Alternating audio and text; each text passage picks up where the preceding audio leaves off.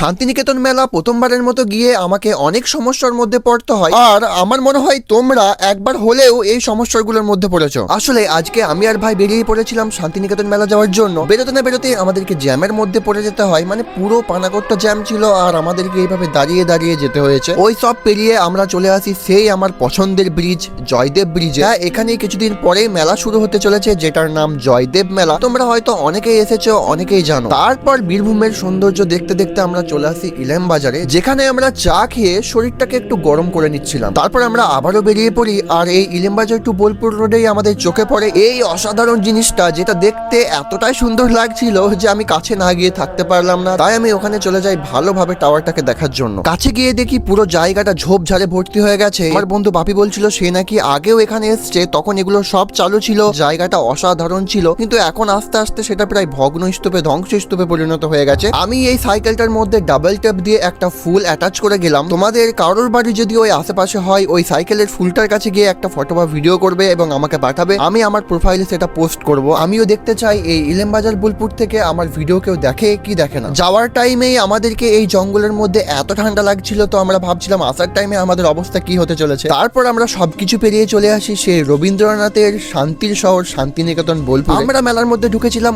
ওই 5:30টার সময়, আর তখনও এত ভিড় ছিল যেটা তোমরা ভিডিওর মধ্যে দেখতেই পাচ্ছ। মেলার মধ্যে আমরা কি করলাম, কিভাবে এনজয় করেছিলাম, কি কি সমস্যায় পড়েছিলাম, সেগুলো তো নেক্সট ভিডিওতে আসছে। আর নেক্সট ভিডিওটা আরো মজাদার হতে চলেছে, তাই ফলো করে দিয়ে পাশে থেকো।